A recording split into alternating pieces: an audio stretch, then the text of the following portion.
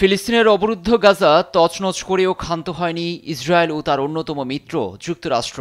উপত্যকায় যখন যুদ্ধবিরতি চলমান, তখন বিশ্বের চোখে ধুলো দিয়ে ভয়ঙ্কর ষড়যন্ত্রে ব্যস্ত বিনিয়ামিন নেতানিয়াহু ও মার্কিন প্রেসিডেন্ট ডোনাল্ড ট্রাম্প। এবার কোনো লুকোচুরি না করে গাজা ভূখণ্ড কিনে তা যুক্তরাষ্ট্রের মালিকানায় নেয়ার অঙ্গীকার করলেন ট্রাম্প। গাজা মালিকানা যুক্তরাষ্ট্রের অধীনে নিতে আমরা প্রতিশ্রুতিবদ্ধ। একই সঙ্গে আমরা উপত্যকা পুনর্নির্মাণের জন্য মধ্যপ্রাচ্যের কয়েকটি দেশ কাজ দিতে পারি, যার পৃষ্ঠপোষকতায় থাকবে যুক্তরাষ্ট্র।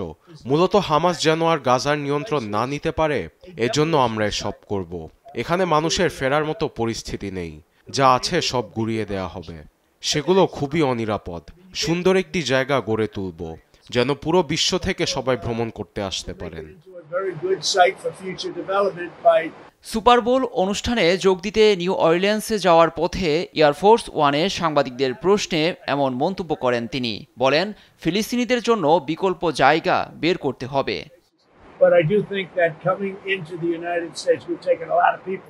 আমরা চাই গাজাবাসী একটা নিরাপদ জায়গায় থাকুক, যেখানে সুন্দর ভবিষ্যৎ গড়ে তুলতে পারে। যারা যুক্তরাষ্ট্রে আছে তারাও গাজায় ফিরতে চায় না। তাদের বিষয়টি আমরা দেখব। আশা করি আমাদের এই পরিকল্পনায় জর্ডান, সৌদি আরব, মিশর সহ মধ্যপ্রাচ্যের অন্যান্য দেশ অর্থ দিয়ে সহায়তা করবে, কারণ তাদের প্রচুর অর্থ আছে।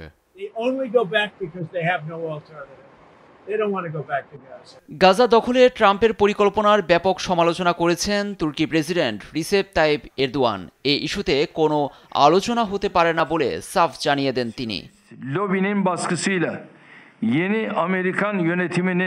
আমি স্পষ্ট করে বলতে চাই, ইহুদিবাদের চাপে গাজা ইস্যুতে ট্রাম্প প্রশাসন যে প্রস্তাব পেশ করেছে, আমাদের দৃষ্টিকোণ থেকে তা বিবেচনা করা বা আলোচনা কিছুই নেই। এসব পরিকল্পনা অর্থহীন। গাজাবাসীকে চিরস্থায়ীভাবে মাতৃভূমি থেকে সরানোর শক্তি কারণে, যা হাজার হাজার বছর ধরে পারেনি কেউ।